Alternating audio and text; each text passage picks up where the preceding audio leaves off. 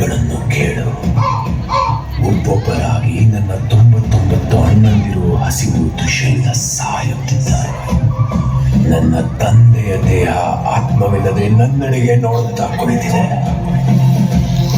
ಈ ಕೊಳೆತು ನಾರುತ್ತಿರುವ 100 ದೇಹಗಳು ನನಗೆ ಕೊಟ್ಟಿರುವ ಒಂದೇ ಒಂದು ಶಾಪ, ಅದೇ ನಿನ್ನ ಮೇಲಿನ ಸೇಡು.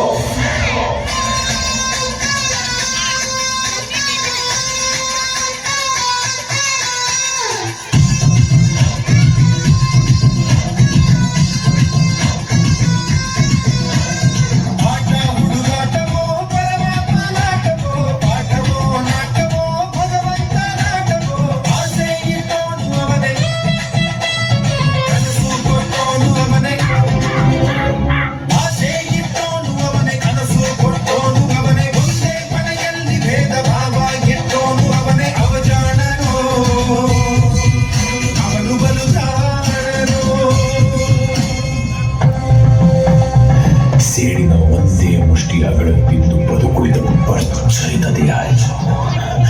ನನ್ನ ತಂದೆಯ ತೊಡೆಯ ಎಲುಬುಗಳ ಶಾಪದಾಳ ನಿನಗಾಗಿ ಕಾಯುತ್ತಿದೆ.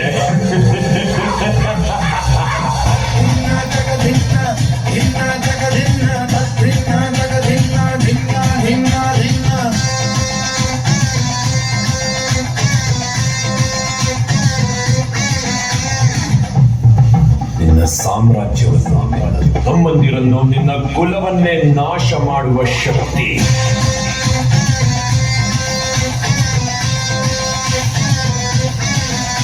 ಕುಂತಿಯ ಕರುಳಿನಲ್ಲಿಲ್ಲ, ಯುಧಿಷ್ಠಿರನ ಧರ್ಮದಲ್ಲಿಲ್ಲ, ಅರ್ಜುನನ ಗಾಂಧೀವದಲ್ಲಿಲ್ಲ, ನಕುಲ ಸಹದೇವರ ಯುಕ್ತಿ ಶಕ್ತಿಯಲ್ಲಿಲ್ಲ, ಭೀಮನ ನುರುಹಾನೆಗಳ ತೋಳ್ಬಲದಲ್ಲಂತೂ ಇಲ್ಲವೇ ಇಲ್ಲ. ಹುಟ್ಟೆಂದ ಮೇಲೆ ಸಾವಿರಲೇಬೇಕು, ತಿಳಿದಿದ್ದರು ನಾನು ಬದುಕಬೇಕು, ಯಾಕೆ ಶಿಕ್ಷೆ? ಈ ರಂಗ ಮಂಚ ಇದು ನಿನ್ನ ಭಿಕ್ಷೆ, ಈ ಜನರ ಪ್ರೀತಿ ಇದು ಶ್ರೀರಕ್ಷೆ, ಯಾಕೆ ಪರೀಕ್ಷೆ?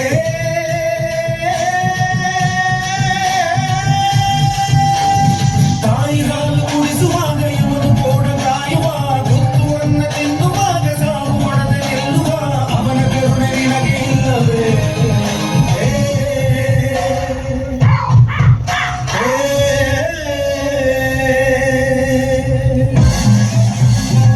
ನಿನ್ನ ಕುಲಕರ್ನಾಮದ ಶಾಪ ಶಕುನಿಯ ದಾಳಗಳಲ್ಲಿದೆ. ಅದುವೇ ನನ್ನ ಈ ಶಕುನಿಗೆ ಸಿಕ್ಕ ಫಲ.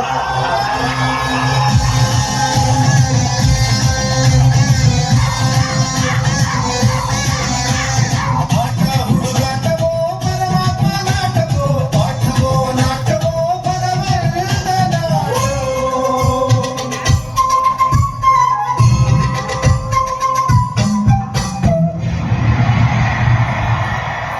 ಯಾರೋ ನಾ ಯಾರೋ ಇವರೆಲ್ಲ ಯಾರೋ,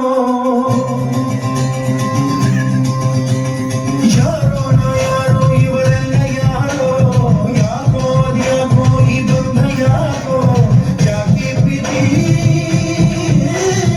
ಹಾಡು ಈ ಹಾಡು ನಿನಗಾಗಿಯೇ, ಜೀವ ಈ ಜೀವ ಇವರಿಗಾಗಿಯೇ, ಯಾಕೆ ಪ್ರೀತಿ?